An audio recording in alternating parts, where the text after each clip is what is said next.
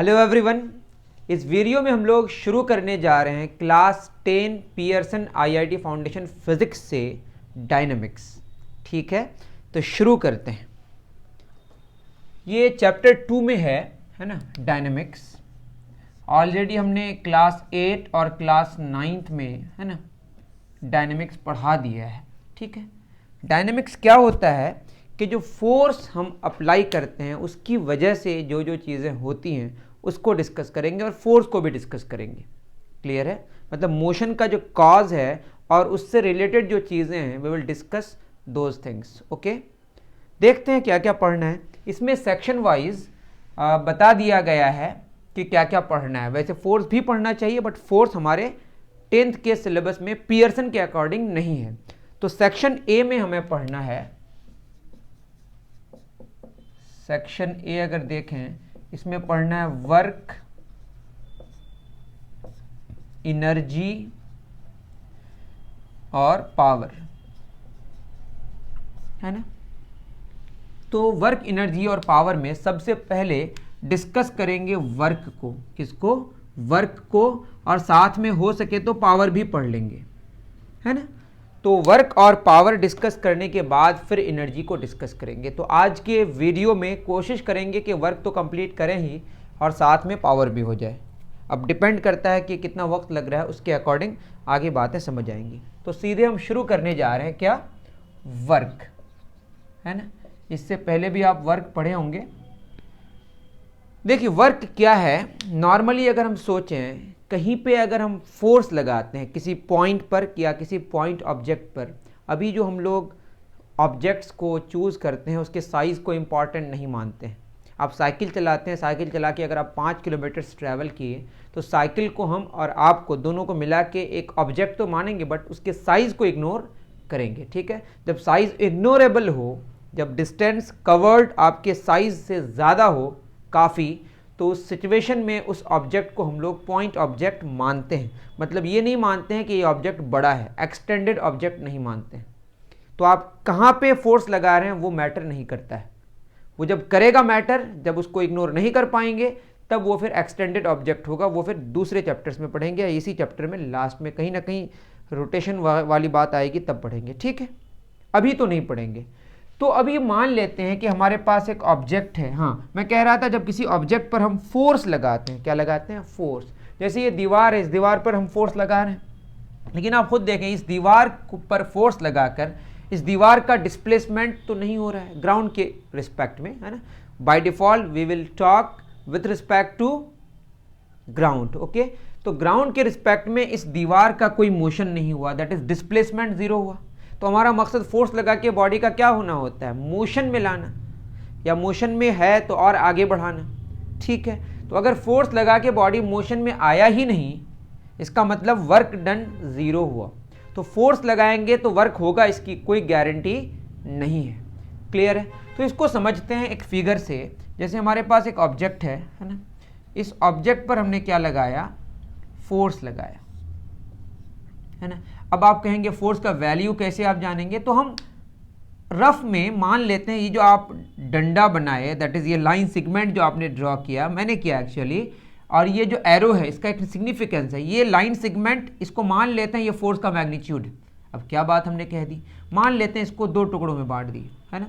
तो एक टुकड़ा अगर 10 न्यूटन का है तो इसके 2 टुकड़े हुए, दैट इज 20 न्यूटन्स। ये रफ बात हो रही है ना। आप मान लें कि लाइन सेगमेंट फोर्स के मैग्नीट्यूड को बता रहा है। तो इधर जो लग रहा है वो हमारा फोर्स है। क्या है? फोर्स। इस फोर्स को हमने F लिख दिया और डायरेक्शन इसका ये। क्लियर है? अभी हम बस F ही लिख रहे हैं। तो फोर्स हमने F लगाया, और भी सारे फोर्सेस हो सकते हैं। जैसे यहाँ पे M मास का ये बॉडी है, नीचे की तरफ वेट लगेगा, ऊपर की तरफ नॉर्मल फोर्स लगेगा। मैं उसकी बात अभी नहीं कर रहा हूँ। चलिए अगर आप चाहें तो बात कर लें। नीचे की तरफ क्या लगता है बताइए? mg। mg stands for mass into acceleration due to gravity, जिसको हम वेट कहते हैं। और ये जो सरफेस है ऊपर की तरफ लगा रहा है, इसको बोलते हैं नॉर्मल रिएक्शन, है ना। नॉर्मल फोर्स, नॉर्मल फोर्स ये कितना एंगल बनाता है? 90 डिग्री। 2 अलग अलग फोर्सेज हैं। एक फोर्स किधर लग रहा है बताइए? नीचे की तरफ mg फोर्स, ऊपर की तरफ नॉर्मल फोर्स। अब इस बॉडी पर हम जो ये फोर्स F लगाए, मान लेते हैं कि ये जो फोर्स F है ये हॉराइजॉन्टल के साथ कितना एंगल बना रहा है, थीटा। मानने में क्या है, मान लेते हैं। बहुत बढ़िया, मान लिए। अब इस बॉडी को हमने देखा कुछ ये डिस्प्लेस किया है ना, मान लेते हैं इसका जो डिस्प्लेसमेंट है रफली बना रहे हैं फिगर को, मतलब ये एस डिस्प्लेसमेंट किया। कई फोर्सेस हैं बट हम लोग अभी गौर कर रहे हैं एफ फोर्स पर, इस पे भी डिस्कस करेंगे। जब ये आगे जा रहा है तो जब ये आगे जाएगा तो आगे जाने की वजह से फ्रिक्शन भी आएगा, क्योंकि फ्रिक्शन रिलेटिव मोशन का अपोज करता है। What does relative motion mean? यहाँ रिलेटिव मोशन का मतलब ये है कि फ्रिक्शन चाहता है कि जो सरफेस दो है, एक है हमारा रास्ता जिसके ऊपर चल के जाएगा, ये बेंच हो सकता है, टेबल हो सकता है, कोई सरफेस है, उसके ऊपर एम मास का बॉडी आगे जाना चाह रहा है। क्लियर है? तो वो आगे जाने में बाधा डालेगा, कौन? फ्रिक्शन। तो फ्रिक्शन रिलेटिव मोशन का ऑपोज करेगा। फ्रिक्शन कहेगा रुको, तो किधर रोकने की कोशिश करेगा? पीछे की तरफ। तो पीछे की तरफ क्या है हमारा? फ्रिक्शन। फ्रिक्शन को हम एफ मान लेते हैं, स्मॉल एफ। ठीक है, मानने में क्या दिक्कत है, स्मॉल एफ हमने मान लिया। और ये एम जी क्या है? वेट वाला फोर्स है ना। और ये क्या है? नॉर्मल फोर्स, नॉर्मल रिएक्शन, बहुत सारा नाम है। ठीक है, तो एक साथ आपके कई सारे फोर्सेस आपको मिल गए इस ऑब्जेक्ट पर लगने वाले। लेकिन हमारा जो मकसद है इस एफ फोर्स को समझना अभी, उसके बाद ये सारी बातें हम लोग आराम से फिर समझेंगे। ठीक है, हमने एफ फोर्स लगाया। अब इसको अगर हम अलग से देखें, ये हमारा एफ फोर्स है ना, और यहाँ पे एंगल कितना बन रहा है? थीटा। ये एफ फोर्स, इसका मैग्नीट्यूड है। ठीक, आप खुद बताएं, जिस डायरेक्शन में डिस्प्लेसमेंट हो रहा है, जिस लाइन में डिस्प्लेसमेंट हो रहा है, उस लाइन में कितना फोर्स लग रहा है, वो कंसीडर करना है हमें। ठीक है, करते हैं। ये एफ फोर्स लग रहा है, इसको मान लेते हैं, ये हमारा कुछ भी मान लें, ये एफ है इसका वैल्यू, इसको हम मान लें एफ एक्स के डायरेक्शन में, ये एफ वाई के डायरेक्शन में। अगर हम यहाँ पे, आपको ट्रिगोनोमेट्री का पता होगा, कॉस थीटा लगाएं तो कॉस थीटा क्या होता है? Base by hypotenuse. बेस हमारा एफ एक्स है, एफ एक्स मतलब एक्स के डायरेक्शन में, एफ मान लेते हैं इस तरह से, और डिवाइडेड बाई क्या हो गया? एफ। तो एक्स के डायरेक्शन में जो फोर्स का वैल्यू आया वो आया एफ कॉस थीटा। तो जो हम फोर्स की बात करते हैं, तो वर्क को जब साइंटिफिकली आप समझेंगे है ना, तो बात यह है कि जिस डायरेक्शन में डिस्प्लेसमेंट होता है उस डायरेक्शन में आपको फोर्स का वैल्यू देखना होता है। अब जिस डायरेक्शन में डिस्प्लेसमेंट है उस डायरेक्शन में फोर्स हमारा एफ एक्स है, जो कि किसके बराबर आया? एफ कॉस थीटा के बराबर। दैट मीन्स यहाँ हम कह सकते हैं फोर्स का वैल्यू किसकी तरफ? एस के तरफ। कितना? एफ कॉस थीटा, और यही लेना है। अब ये मत समझे कि फोर्स एफ अलग फोर्स है, एफ कॉस थीटा अलग फोर्स है। इधर क्या होगा? एफ वाई अगर निकालेंगे तो ये होगा sine theta perpendicular by hypotenuse, तो क्या होगा? F Y by F, that is F Y क्या आ गया? F sine theta. तो एक तरफ है एफ साइन थीटा, एक तरफ है F cos theta. F sine theta और एफ कॉस थीटा को अगर स्क्वायर करके जोड़ के स्क्वायर रूट करेंगे तो एफ ही आएगा। देखिए, एक है हमारा एफ कॉस थीटा, उसका स्क्वायर, दूसरा एफ साइन थीटा, इसका स्क्वायर, इसका रूट करेंगे तो क्या होगा? एफ स्क्वायर कॉमन, यहाँ होगा कॉस स्क्वायर और यहाँ होगा sine square. Cos square sine square का वैल्यू जोड़ के कितना? 1 होता है, तो एफ स्क्वायर का रूट एफ ही तो आया। मतलब ये एफ एक्स है, ये एफ वाई है, ये एफ एक्स है, और ये हमारा क्या है? F Y.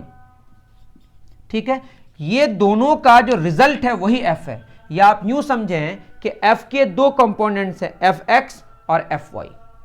अलग अलग ना माने कि एफ है, एफ वाई है, एफ एक्स है, नहीं, एफ एक्स और एफ वाई का रिजल्ट एफ है। या आप यूं कहें कि एफ के दो कंपोनेंट्स हैं, एफ एक्स और एफ वाई। क्लियर है? तो यहां पे बच्चे गलती करते हैं कि एफ भी है, एफ कॉस थीटा भी, नहीं, एफ का ही एक कंपोनेंट एफ कॉस थीटा है। क्लियर? और एक एफ साइन थीटा है ना। चाहे तो हम बना देते हैं, इधर क्या हुआ बताइए? F sine theta. हमें कौन सा फोर्स कंसीडर करना है? जो डिस्प्लेसमेंट के लाइन में हो, जो डिस्प्लेसमेंट के लाइन में। तो डिस्प्लेसमेंट के लाइन में कौन सा फोर्स है? F cos theta. क्लियर है? तो वर्क ये कहता है work done by F, work done by force F. कई फोर्सेज हैं, हमको कौन सा फोर्स लेना है? एफ वाला, जो हम अप्लाई कर रहे हैं। वैसे और भी फोर्सेज हैं, कौन कौन है? एफ के दो कंपोनेंट है, F cos theta, F sine theta. F sine theta क्यों नहीं लेना है? क्योंकि एफ साइन थीटा और डिस्प्लेसमेंट के बीच एंगल 90 डिग्री है। एफ साइन थीटा ऊपर लग रहा है और एफ कॉस थीटा एस के डायरेक्शन में लग रहा है। तो कौन सा फोर्स आपको कंसीडर करना है? जो डिस्प्लेसमेंट की लाइन में हो। तो डिस्प्लेसमेंट की लाइन में कौन सा है बताइए, F cos theta into displacement. या आप खुद सोचें, अगर हम एफ साइन थीटा लें तो एफ साइन थीटा के लाइन में डिस्प्लेसमेंट कितना है ही नहीं, जीरो है। अगर आप एफ साइन थीटा लेंगे भी तो उसके लाइन में कोई डिस्प्लेसमेंट नहीं है, तो हम लिख लें एफ साइन थीटा और डिस्प्लेसमेंट एफ साइन थीटा की लाइन में कितना है, जीरो। तो बचा क्या हमारे पास, एफ एस कॉस थीटा। ठीक है, फोर्स का वह कंपोनेंट जो डिस्प्लेसमेंट के लाइन में हो, या आप ये भी कह सकते हैं डिस्प्लेसमेंट का वह कंपोनेंट जो फोर्स के डायरेक्शन में हो। तो उसके कॉम्प्लिकेशन में हम लेके नहीं जा रहे हैं आपको, इतनी बात तो आपको समझ आ गई। तो फोर्स एफ क्या है बताइए, फोर्स ये एक वेक्टर क्वांटिटी है, एस डिस्प्लेसमेंट है, और डिस्प्लेसमेंट भी कैसा क्वांटिटी है, वेक्टर क्वांटिटी है। तो दो वेक्टर्स हैं, दोनों वेक्टर्स के बीच एंगल कितना है, थीटा। ये डिस्प्लेसमेंट है, डिस्प्लेसमेंट, और ये फोर्स, दोनों के बीच एंगल कितना है, थीटा। ठीक है, ऐसे केस में आप याद रखें, एक वेक्टर ए है, दूसरा वेक्टर बी है, ये वेक्टर वेक्टर इसके बीच में अगर हम डॉट लगा दें, इसी को बोलते हैं ए बी कॉस थीटा। ये लिखने का तरीका है मैथमेटिक्स में। तो ये क्या होगा, फोर्स एक वेक्टर क्वांटिटी है और डिस्प्लेसमेंट भी एक वेक्टर क्वांटिटी है, दोनों के बीच में हमने क्या डाल दिया, dot. The dot product of force vector and displacement vector is work done by that force. Force और डिस्प्लेसमेंट के बीच का एंगल यहाँ पे हमने कितना लिया है, थीटा। तो एक्चुअली एफ साइन थीटा वाला गायब हो जाता है। यहाँ पे फोर्स को हम कांस्टेंट कंसीडर किए हैं, याद रहे, यहाँ पे अभी फोर्स को हम क्या कंसीडर किए हैं, कांस्टेंट। अगर कांस्टेंट नहीं होगा तो यहाँ पे फिर डिफरेंशिएशन का मामला आ जाएगा, जो कि आपके सिलेबस से बाहर वाली बात हो जाएगी। तो वर्क डन बाय फोर्स आपको आई थिंक समझ आ गया, बट कौन सा फोर्स लिए, एफ फोर्स। क्लियर है, फॉर्मूला आप समझ जाएं, एफ एस कॉस थीटा। क्यों कॉस थीटा वाला आया है ना, थीटा यहां होता तो साइन थीटा वाला आता। आपको वो वाला फोर्स का कंपोनेंट लेना है जो डिस्प्लेसमेंट के लाइन में हो, डायरेक्शन में हो। क्लियर है, आई थिंक मेरी बात आपको समझ आ रही है। तो एफ एस कॉस थीटा इसका क्या आ गया, ये सब बातें आप तो उतार लिए होंगे, है ना। अब एक बात बताएं, जैसे मैंने बोला एफ साइन थीटा के डायरेक्शन में कोई डिस्प्लेसमेंट नहीं हो रहा है, उसी तरह नॉर्मल के भी डायरेक्शन में तो कोई डिस्प्लेसमेंट नहीं हो रहा है ना, और एम जी के भी डायरेक्शन में कोई डिस्प्लेसमेंट नहीं हो रहा है। तो मैं अगर बोलूं work done by force N, मतलब नॉर्मल फोर्स, है ना। अब क्या होगा, अगर मैं फॉर्मूला लगाऊं, क्या फॉर्मूला हमारे पास, एफ एस कॉस थीटा। लेकिन यहाँ फोर्स का वैल्यू तो फोर्स तो एन है और डिस्प्लेसमेंट मान लेते हैं एस ही है, बट थीटा कितना है, जो नॉर्मल फोर्स है और डिस्प्लेसमेंट के बीच एंगल कितना है, 90 डिग्री। तो यहाँ होगा कॉस 90 डिग्री। कॉस 90 डिग्री का वैल्यू आपको पता होगा, जीरो, तो जीरो हो गया। ऐसा क्यों हुआ, ऐसा इसीलिए हुआ कि नॉर्मल के डायरेक्शन में डिस्प्लेसमेंट कुछ भी नहीं है। क्लियर है, या तो आप फार्मूला बेस्ड समझिए या बात को आप समझिए। क्लियर है, उसी तरह एम जी नीचे लग रहा है, खुद बोलिए work done by force M G, या वेट वाला फोर्स जो है, तो F S cos theta that is M G weight हो गया, एम जी फोर्स हो गया, और एस डिस्प्लेसमेंट तो एस है, और एंगल कितना बन रहा है एस और एम जी के बीच, 90 डिग्री। कॉस 90 डिग्री का वैल्यू जीरो। ऐसा क्यों हुआ, क्योंकि एम जी के डायरेक्शन में थोड़ा भी डिस्प्लेसमेंट नहीं हो रहा है। बट आप देखें फ्रिक्शन पीछे लग रहा है और बॉडी आगे जा रहा है। ऐसा हमेशा नहीं होगा, बट ऐसा हो रहा है यहाँ पे। तो फ्रिक्शन के द्वारा जो वर्क होगा, है ना, जो फ्रिक्शन के द्वारा हमारा वर्क होगा एक दूसरे के अपोजिट है। ऐसा लग रहा है कि कुछ निगेटिव टाइप का काम हो रहा है ना, पीछे फोर्स आगे जा रहा है। तो देख लेते हैं ऐसा कुछ हो रहा है क्या। तो work done by force friction क्या होगा, फ्रिक्शनल फोर्स को हमने एफ माना है ना, और डिस्प्लेसमेंट क्या हो रहा है एस, और कॉस थीटा। अब बताइए डिस्प्लेसमेंट आगे और फ्रिक्शन पीछे, तो एंगल कितना बना दोनों के बीच, 180 डिग्री। दैट इज यहाँ होगा कॉस 180 डिग्री, और कॉस 180 डिग्री का वैल्यू कितना होता है आपको पता होगा, -1, तो यह है माइनस एफ एस।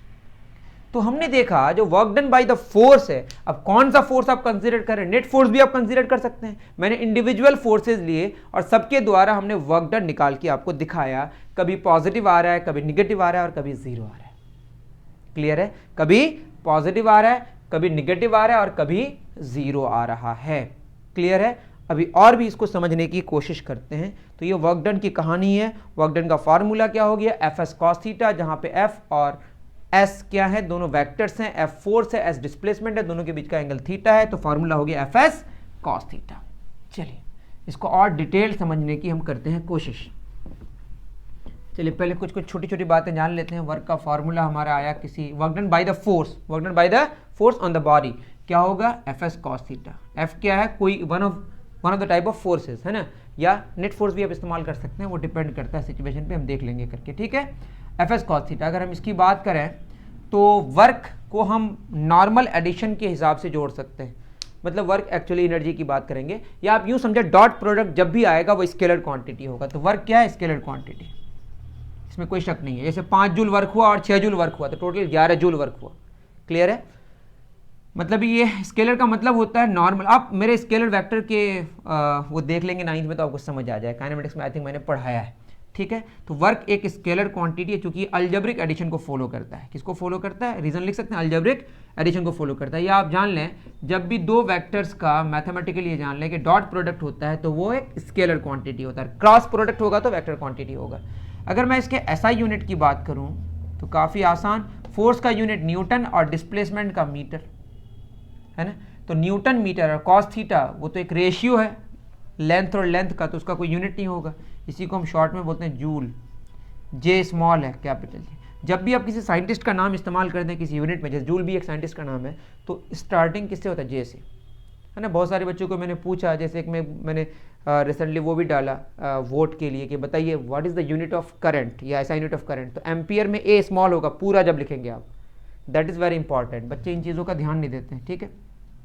अगर मैं इस न्यूटन मीटर को प्रोसीड करूं तो न्यूटन होता है किलोग्राम मीटर पर सेकंड स्क्वायर। कैसे हुआ, फोर्स का ही तो यूनिट न्यूटन है ना, फोर्स का मास इंटू एक्सेलरेशन, मास का केजी, किलोग्राम मास का किलोग्राम, और एक्सेलरेशन का मीटर पर सेकंड स्क्वायर, इंटू क्या होगा मीटर, तो ये हो गया किलोग्राम मीटर स्क्वायर पर सेकंड स्क्वायर। इसी को हम लोग लिख सकते हैं, इसका अगर डायमेंशन लिखना है, किसका डायमेंशनल फार्मूला वर्क का, तो ये किलोग्राम मास का यूनिट है, मीटर लेंथ का और सेकंड टाइम का, m पे पावर 1, l पे पावर 2, t पे पावर -2, ठीक है। काफ़ी सिंपल बात हो गई। अब इसी में अगर हम और आगे बढ़ें, ऐसा यूनिट हो गया, मैं इसका CGS यूनिट बताऊं तो कुछ भी बात रखा है बताइए। तो न्यूटन की जगह हम क्या लिखेंगे, डायन, और मीटर की जगह सेंटीमीटर, है ना। इसी को प्रोसीड करेंगे तो क्या होगा, ग्राम सेंटीमीटर स्क्वायर पर सेकेंड स्क्वायर। अब अगर रिलेशन आपको चाहिए कि what is the relation between joule and, इसी को हम अर्ग भी बोलते हैं, क्या बोलते हैं, अर्ग। वैसे एनर्जी में भी सारी बातें डिस्कस करेंगे। 1 जूल में कितना हुआ, 1 किलोग्राम मीटर स्क्वायर पर सेकंड स्क्वायर, है ना। 1 किलोग्राम में कितना ग्राम होता है, 1000 ग्राम, दैट इज 10 पे पावर 3 ग्राम। मीटर में 10 पे पावर 2 सेंटीमीटर होता है, इस पूरे पे स्क्वायर देना है, सेकंड -2, तो 10 पे पावर 3 ग्राम, 2 दूना 4 सेंटीमीटर स्क्वायर पर second square, 4 3 7 gram centimetre square पर सेकंड स्क्वायर। तो एक छोटी सी बात जान ली, 1 जूल में 10 पे पावर 7, और ये पूरा हमारा अर्घ। तो ऐसा यूनिट और CGS यूनिट में हमने क्या जान लिया, रिलेशन जान लिया वर्क का। वैसे ये अभी डिस्कस करने का कोई मतलब नहीं हुआ, तब भी मैंने कर दिया कि वर्क एक स्केलर क्वांटिटी है, इसके यूनिट्स के बारे में मैंने डिस्कस कर दिया। ओके, चलिए बहुत बढ़िया, मिटा दूँ। चलिए, तो आसान आसान बातें थी। अब वर्क को थोड़ा सा और समझने की कोशिश करते हैं। जो हमारे पास वर्क है ना, नेचर ऑफ वर्क अगर हम जाने, है ना, तो इसमें हमारे पास 3 तरह का हो जाएगा। मैं अगर बात करूं पॉजिटिव वर्क की, है ना, एक होगा हमारा कौन सा, नेगेटिव वर्क और ज़ीरो वर्क। तो 3 तरह का वर्क हो सकता है, पॉजिटिव वर्क, नेगेटिव वर्क और ज़ीरो वर्क। देखिए, वर्क का फॉर्मूला हमारा है एफ एस कॉस थीटा, है ना। पॉजिटिव वर्क होने के लिए आप खुद बताइए, मैं अगर इस फिगर को ही समझने की कोशिश करूं, ये हमारा फोर्स है और इधर बॉडी डिस्प्लेस कर रहा है ना। तो अभी हमने जो बताया, इधर थीटा एफ कॉस थीटा इधर होगा, है ना। इसको और अच्छे से बनाते हैं, पहले इसको विजुअलाइज करने की आप कोशिश कीजिए, रटिए मत। ये एफ है, तो इसका थीटा अगर एंगल बन रहा है तो इधर क्या होगा, एफ कॉस थीटा, इधर क्या होगा हमारा एफ साइन थीटा। फिगर थोड़ा ठीक कर लीजिएगा ना। और डिस्प्लेसमेंट इधर ही हो रहा है, बॉडी का मान लेते हैं, ज़रूरी नहीं हो रहा है, ठीक है। ये डिस्प्लेसमेंट है। आप एक बात बताइए, एफ साइन थीटा के डायरेक्शन में तो कोई डिस्प्लेसमेंट नहीं, जो भी डिस्प्लेसमेंट है एफ कॉस थीटा के डायरेक्शन में, तो एफ कॉस थीटा बचा और एस बचा, जिधर एफ कॉस थीटा है उधर ही एस है, दैट इज पॉजिटिव वर्क होना चाहिए।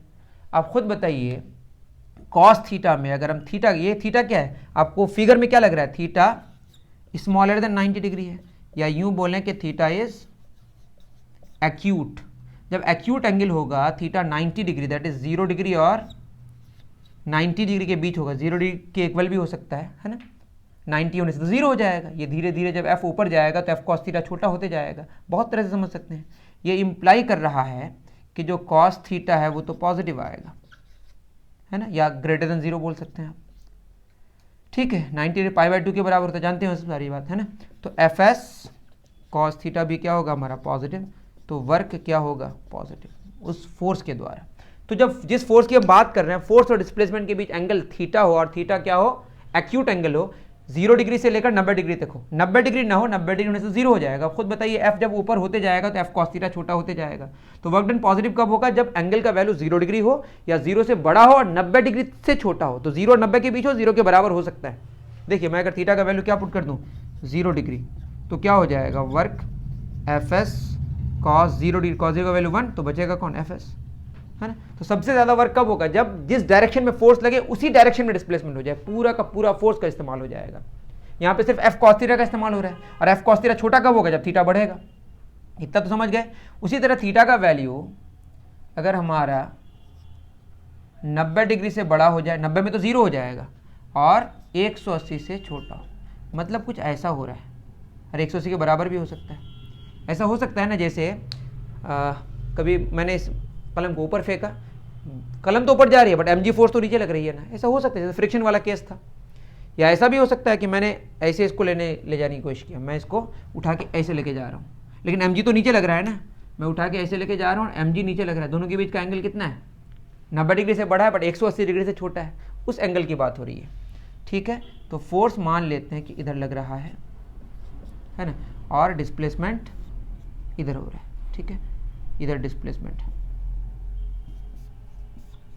अब आप खुद बताइए, तो ये डिस्प्लेसमेंट और फोर्स के बीच जो एंगल बन रहा है theta, this theta is greater than 90 degree and smaller than 180 degree. ठीक है, और 180 के बराबर भी हो सकता है, वो भी बता दूंगा। इतनी बात समझ आ रही है।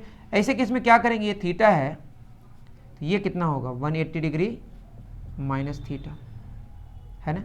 तो ये हो जाएगा f, इसका कंपोनेंट आएगा f cos 180 degree minus theta, और इधर क्या होगा, अब तो एंगल 180 माइनस थीटा है ना, इसके साथ इधर क्या होगा f sine 180 degree minus theta. अब ये बात आप कितना समझ पाए,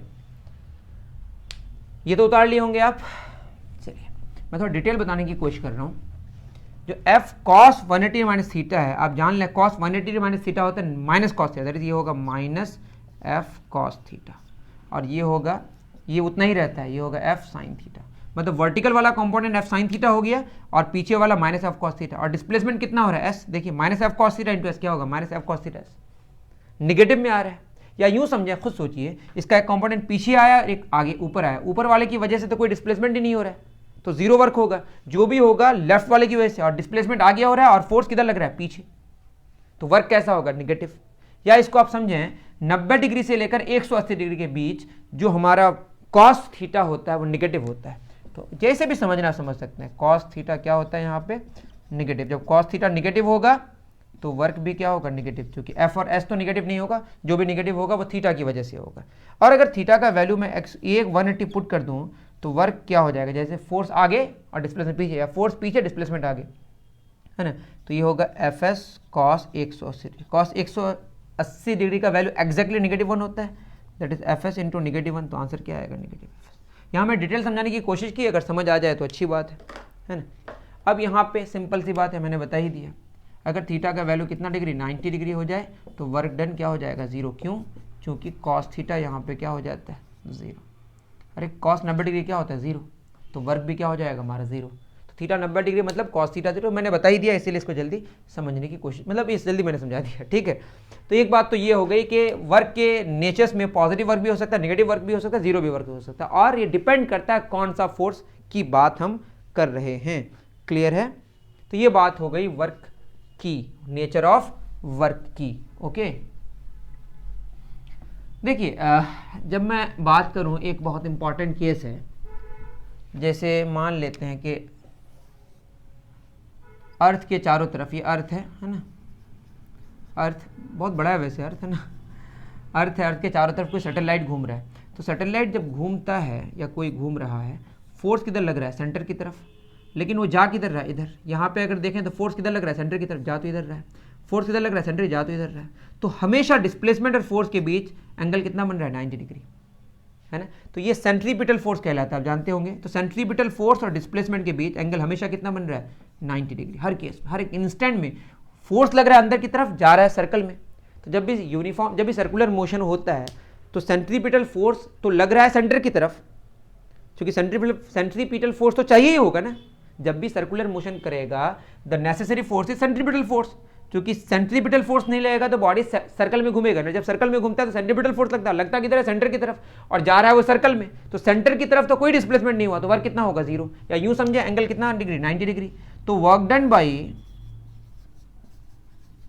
सेंट्रीपिटल फोर्स ऑलवेज क्या होगा, एफ एस कॉस थीटा, हमेशा 90 डिग्री। तो आंसर क्या होगा, 0। तो किसी भी बॉडी पर जब भी सेंट्रीपिटल फोर्स के द्वारा वर्क होगा वो 0 होगा, क्योंकि सेंट्रीपिटल फोर्स लगता है सेंटर की तरफ है और जाता नहीं है उधर एक जरा सा भी। तो work done bye centripetal force is always 0, क्योंकि एंगल कितना बनता है, 90 डिग्री। आई थिंक मेरी बात आपको समझ आई, ठीक है।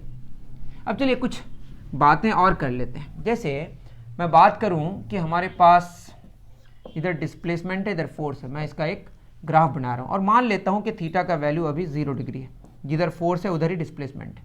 तो वर्क बराबर क्या होगा, F S cos 0 degree. Cos 0 value 1, तो आंसर होगा एफ एस। और मैं कांस्टेंट फोर्स ले रहा हूं, अभी मान लेता हूं कि 5 न्यूटन का फोर्स लग रहा है ना, 5 न्यूटन का फोर्स लग रहा है। और ग्राफ जो मैंने बनाया ऐसा कुछ आया, मान लेते हैं ये 0 है और ये हमारा 4 मीटर है। तो देखिए 0 से लेकर 4 मीटर कितना डिस्प्लेसमेंट हुआ, 4 मीटर का। और फोर्स लगातार कितना लग रहा है, 5 Newton, that is constant force. तो आप बताइए वर्क डन जो होगा, फोर्स तो 5 न्यूटन है और डिस्प्लेसमेंट 0 से 4 कितना मीटर हुआ, 4 मीटर। तो 5 चौक 20 newton metre, that is answer क्या हुआ, 20 जूल। तो काम कितना हुआ, 20 जूल का। या आप इसका एरिया निकाल दीजिए, area under F S curve, है ना। तो जो एरिया होगा, एरिया का इसमें कितना है बताइए, इसका जो लेंथ है वो 4 मीटर है और ब्रेथ कितना है, 5 न्यूटन का, है ना। यहाँ पे ब्रेथ फोर्स में हो रहा है, मतलब ब्रेथ फोर्स ही है, ठीक है। तो वैसे मत समझे, 5 चौक 20 न्यूटन मीटर, इससे भी कितना आया, 20 जूल। तो इससे हम क्या समझे कि area under force displacement curve gives work done. तो area under force displacement curve gives work done. ये जरूरी नहीं कि फोर्स कांस्टेंट हो, वेरिएबल होने के लिए भी, वेरिएबल अगर हो फोर्स, जैसे ऐसा ये एफ है, अगर ऐसा भी होगा फोर्स बढ़ रहा है या फोर्स का वैल्यू घट रहा है, तो भी इसका जो एरिया है वो क्या देगा, हमारा वर्क डन देगा। तो area under force displacement curve gives क्या, वर्क डन। क्लियर है, इतना आप नोट डाउन कर लें, ओके। चलिए, तो उम्मीद है कि आप मेरी बातें समझ पा रहे हैं, ठीक है। तो ये हो गया हमारा एरिया की बात। एक बात यहां पे करी गई, work done by the force of gravity, work done by the force of gravity, है ना। मैं भी बहुत ज़्यादा दूर अगर अर्थ से न जाऊं तो जो एक्सेलरेशन ड्यू टू ग्रेविटी है वो अप्रॉक्सीमेटली क्या रहती है, कांस्टेंट। देखिए हम लोग अर्थ को तो समझ जा रहे हैं, जहाँ पे हम खड़े हैं वहाँ तो फ्लैट नज़र आता है, बट एक्चुअल में अर्थ तो लगभग क्या है, स्फेरिकल है। अप्रॉक्सीमेटली अर्थ क्या है, स्फेरिकल है। लेकिन हम चूंकि बहुत बड़ा रेडियस है तो हमें नज़र नहीं आता, हमें फ्लैट लगता है, एक्चुअली क्या है, ये स्फेरिकल है। तो बताइए जहाँ पे हम हैं, है ना, अर्थ के चारों तरफ घूमेंगे तो वो क्या हो जाएगा, सर्कल में घूमेंगे तो वो सेंट्रीपिटल फोर्स लगेगा, और सेंट्रीपिटल फोर्स की वजह से जो वर्क डन होता है वो 0 मैंने बताया। अर्थ अपनी तरफ खींचेगा सेंटर की तरफ, अगर अर्थ के तरफ ना आके अर्थ के चारों तरफ कोई घूमते रहे तब वर्क डन कितना होगा, 0। लेकिन अगर इस कलम को हम छोड़ते हैं तो किधर आता है, नीचे की तरफ। नीचे का मतलब सेंटर की तरफ आ रहा है, ठीक है। तो ये अर्थ फ्लैट नजर आ रहा है, एक्चुअली अर्थ स्फेरिकल है। तो जब भी कोई चीज को नीचे छोड़ते हैं तो अर्थ अपने सेंटर की तरफ खींच रहा है, लेकिन हमें लग रहा है कि अर्थ की तरफ आ रहा है, एक्चुअल में अर्थ अपने सेंटर की तरफ अट्रैक्ट कर रहा है, ठीक है। मान लो ज़्यादा ऊंचाई नहीं है ना, और हमने देखा कि यह नीचे की तरफ, इसको छोड़ेंगे तो फोर्स किधर लगेगा, नीचे की तरफ। नीचे की तरफ कौन सा फोर्स लगा, mg, और बॉडी यहाँ से यहाँ तक जो डिस्प्लेस किया वो h डिस्प्लेसमेंट हुआ। तो फोर्स mg लग रहा है और डिस्प्लेसमेंट कितना हो रहा है, h, और हम मान लेते हैं कि mg अभी क्या रह रहा है, कांस्टेंट। वेरिएबल होगा, दिक्कत होगी। वेरिएबल कब होगा, जब बहुत ऊपर से छोड़ेगी, तो बहुत ऊपर में जो एक्सेलरेशन ड्यू टू ग्रेविटी होगी वो थोड़ी सी कम हो जाएगी और नीचे आते आते बढ़ती जाएगी, तो mg का वैल्यू बढ़ते जाएगा, तो वो वेरिएबल फोर्स हो जाएगा, जो कि हमारे लिए दिक्कत हो जाएगी। ठीक है, हम इसको कांस्टेंट मान लिए। तो वर्क डन क्या होगा, work done by force of gravity, mg लग रहा है, डिस्प्लेसमेंट h है, तो फोर्स mg फोर्स हो गया, उसके बाद डिस्प्लेसमेंट h हो गया, कॉस उधर ही mg उधर ही डिस्प्लेसमेंट, तो cos 0 degree, that is mgh। ठीक है, ये हो गया हमारा mgh। तो काफ़ी ये आसान हो गया है ना। ये वर्क एनर्जी थ्योरम से भी निकाल सकते हैं। वर्क एनर्जी थ्योरम ये कहता है जो mg फोर्स है ये कंजर्वेटिव फोर्स है, एक अलग कहानी है। कंजर्वेटिव फोर्स का मतलब ये है कि वो सिर्फ उसका जो वर्क डन है वो डिपेंड करता है इनिशियल पोजीशन और फाइनल पोजीशन पे। अगर बात नहीं समझ आई डोंट वरी, है ना। ये कहता है कि अगर सिर्फ कंजर्वेटिव फोर्स हो तो वेट एक कंजर्वेटिव फोर्स है ना, तो ये होता है चेंज इन पोटेंशियल एनर्जी के बराबर निगेटिव में, मतलब निगेटिव में u final minus u initial, है ना। और u होता है इसका mgh। यहाँ पे हम अगर पोटेंशियल एनर्जी जीरो मान लें, अगर ना समझ आए तो नो वरीज, आपको समझ आ जाएगा बाद में। तो यहाँ h हाइट में यहाँ कितना हो जाएगा mgh, तो यहाँ mgh है और यहाँ पे जीरो है। तो फाइनली क्या है हमारे पास, ऊपर से नीचे आ रहा है, फाइनली जीरो है, और इनिशियली कितना है बताइए mgh, और माइनस माइनस प्लस, तो mgh आया। तो इससे भी आ सकता है, बट ये आपके लिए डिफिकल्ट हो सकता है, इसलिए मैं ऐसे समझा दिया। ठीक है, इतनी बात समझ आ गई। तो सर्कुलर मोशन में कोई वर्क डन नहीं होता, मतलब वर्क डन नहीं होता है, मतलब ये कहना चाह रहा है कि जब सर्कुलर मोशन में चल रहा है सेंट्रीपिटल फोर्स के द्वारा वर्क डन जीरो होता है। क्लियर है, तो आपका कॉन्नेक्ट में लिखा हुआ है। यूनिट्स ऑफ वर्क मैंने बता दिया, डेफिनेशन ऑफ जूल वो खुद कर सकते हैं। देखिए जूल का डेफिनेशन दिया हुआ है, वो सब मैं नहीं कराने जा रहा। देखिए अगर मैं लिखूँ एक जूल का मतलब क्या हो गया, 1 न्यूटन गुना 1 मीटर, खत्म, है ना। 1 न्यूटन मीटर, ये कब होगा, जब कॉस 0 डिग्री होगा। अरे वर्क का फार्मूला क्या है बताइए, Fs कॉस थीटा। तो फोर्स हम 1 न्यूटन लें और डिस्प्लेसमेंट 1 मीटर हो, और जिधर फोर्स उधर ही डिस्प्लेसमेंट, दैट इज थीटा का वैल्यू 0 डिग्री हो, तो कॉस 0 डिग्री तो 1 हो गया, तो 1 न्यूटन मीटर, तो आंसर हुआ 1 जूल। 1 जूल का मतलब जिस एक फोर्स लगाएं और उस फोर्स की वजह से किसी बॉडी में डिस्प्लेसमेंट 1 मीटर हो, और जिस डायरेक्शन में फोर्स लगाएं उसी डायरेक्शन में डिस्प्लेसमेंट हो, तो काम कितना होगा, 1 जूल होगा। This is the definition of 1 joule. Clear है, तो ये सब फालतू बातें हैं।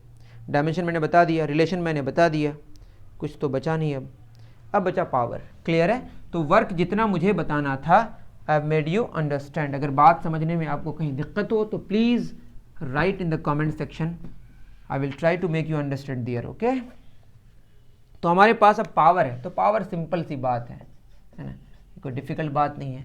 वर्क क्या है ना, वर्क रेट को नहीं समझाता, मतलब ये कह रहे हैं कि कोई अगर 1000 जूल काम किया, कोई 500 जूल काम किया, है ना, किसी ने मान लेते हैं कि 1000 जूल काम किया और किसी ने 500 जूल काम किया, कौन फास्ट काम किया ये कहना मुमकिन नहीं है यहाँ से, क्योंकि कितने टाइम पे किया we don't know about that.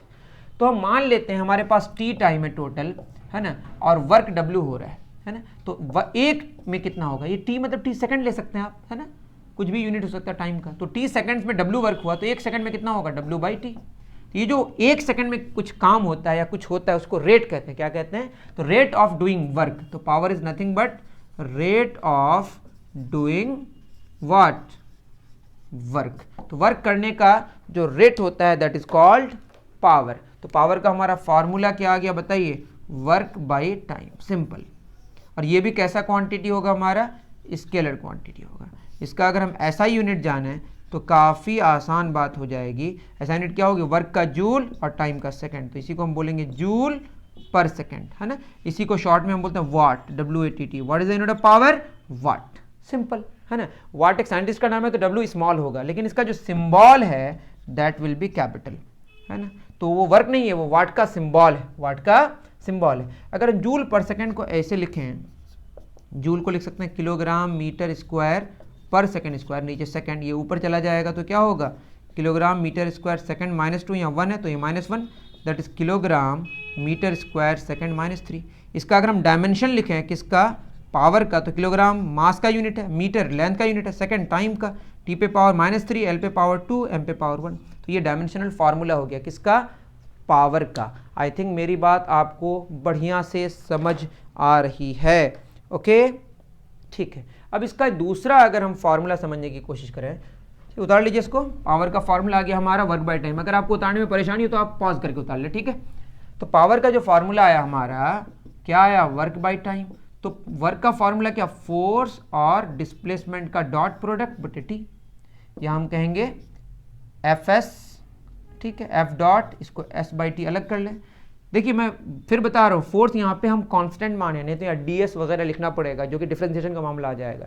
Displacement और टाइम टेकन से डिवाइड करें तो क्या मिलेगा हमें, वेलोसिटी। तो फोर्स और वेलोसिटी का डॉट प्रोडक्ट आया। या पावर बराबर क्या होता है, वर्क बाई टाइम। तो पावर मतलब वर्क मतलब F S cos theta by time, S by T क्या है, वेलोसिटी, तो एफ बी कॉस थीटा, यहाँ से भी आ सकता है। तो फोर्स और वेलोसिटी के डॉट प्रोडक्ट से क्या आता है, पावर आता है, और फोर्स और डिस्प्लेसमेंट के डॉट प्रोडक्ट से वर्क आता है। ये भी स्केलर क्वांटिटी है, ठीक है ना। तो ये सारी चीज़ें हैं। उसी तरह से अगर मैं बोलूं कि पावर का फॉर्मूला वर्क बाई टाइम जो है, इसमें हमने 1 जूल काम किया, टाइम 1 सेकंड हुआ, तो 1 जूल पर सेकंड, और जूल पर सेकंड को ही क्या बोलते हैं, वाट, 1 वाट। जैसे 10 वाट का बल्ब है, मतलब 1 सेकंड में 10 जूल एनर्जी वो खर्च कर रहा है। तो 1 सेकंड में अगर 1 जूल कोई खर्च कर रहा है तो हम बोलेंगे उसका पावर 1 वाट है, सिंपल। तो 1 वाट का डेफिनेशन भी समझ आ गया है ना। तो ये आसान बातें हो गई। तो ऐसा यूनिट हमारा क्या हो गया, जूल पर सेकंड, दैट इज वाट, या इसको बोलेंगे जूल पर सेकंड। उसी तरह सीजीएस यूनिट की अगर बात करें तो जूल की जगह क्या होगा, अर्ग, और ये होगा पर सेकंड, सिंपल, अर्ग पर सेकंड। तो चाहे तो इसको हम आगे भी बढ़ा सकते हैं। अर्ग का मतलब क्या, डायन सेंटीमीटर बटे सेकंड, ऐसे ही ना होगा। और डायन को लिख सकते हैं हम लोग ग्राम सेंटीमीटर पर second square into centimetre by second, different तरह से लिख सकते हैं, ग्राम सेंटीमीटर स्क्वायर पर सेकंड क्यूब। क्लियर है। तो इस तरह से हम चीज़ों को लिख सकते हैं। इसके आप अगर चाहें तो इसके रिलेशन को भी निकाल सकते हैं। वैसे ग्राम सेंटीमीटर स्क्वायर पर सेकंड क्यूब का कोई नाम नहीं है ना, मैंने तो नहीं जानता, अगर कहीं है तो बताइएगा। तो ये सारी चीज़ें काफ़ी आसान है, तो डिस्कस करने की बात तो है ही नहीं शायद, है ना। तो उसके बाद कुछ और यूनिट्स है, जैसे 1 किलोवाट, वैसे कोई बात ही नहीं है तब भी बता रहा हूँ। 1 किलोवाट, किलो का मतलब ही 1000 होता है, दैट इज 1000 वाट। 1000 का मतलब 10 पे पावर 3 वाट हो गया। क्लियर है। उसी तरह अगर कहीं मेगावाट लिखा हुआ है, कैपिटल एम डब्ल्यू, मतलब ये मेगा है, मतलब 1 पर 1 मिलियन वाट, है ना, 10 पे पावर 6 वाट, है ना। तो इस तरह से चीज़ें। उसके बाद मैं बोलूँगा गीगावाट इस्तेमाल होता है सब। गीगा मतलब 10 पे पावर कितना, 9 वाट, 1 बिलियन वाट। उसी तरह से आता है एचपी, एक हॉर्स पावर, ये भी यूनिट है ना। एक तो ये होता है 746 वाट। डिफरेंट तरह के हॉर्स पावर्स होते हैं, आई थिंक, जहाँ तक मुझे याद है। तो ये हो गया हमारा 746 वाट। इसका डायमेंशन निकाले नहीं क्या हम लोग। तो एक हॉर्स पावर नॉर्मली कितना, 746 वाट होता है। ये सारे और भी यूनिट्स हैं किसके, पावर के, जो कि इस्तेमाल होता है। ठीक है। तो अगर मैं बात करूं, जो हमारे पास पावर है वो क्या आया था, वर्क बाय टाइम। मैंने डायमेंशन लिखा था शायद, आई थिंक लिखा था। वर्क का यूनिट जूल, टाइम का सेकंड, जूल मतलब न्यूटन मीटर बाई सेकंड, या इसी को लिखेंगे किलोग्राम मीटर पर second square into metre by second. Direct भी लिख सकते थे जूल को, अब भी क्या करें। Kilogram metre square, second -2 -1 second -3। Kilogram के लिए क्या हो जाएगा, मास, मीटर के लिए लेंथ, और सेकंड के लिए टाइम, ml2 t -3, m पे पावर 1 छुपा हुआ है। ये तो जानते होंगे आप डायमेंशन के बारे में, है ना। mlt मैंने काफ़ी पढ़ाया है क्लास 9th में, और 10th में भी शायद हमने पढ़ाया है। ठीक है। तो ये पावर की कहानी हो गई। उसके बाद हमको पढ़ना है, मतलब सब लोगों को पढ़ना है, एनर्जी। तो एनर्जी को हम नेक्स्ट वीडियो में रिकॉर्ड करने की कोशिश करेंगे। उम्मीद कर रहा हूँ कि आपको काफ़ी मज़ा आया होगा। मिलते हैं फिर नेक्स्ट वीडियो में। Thank you very much.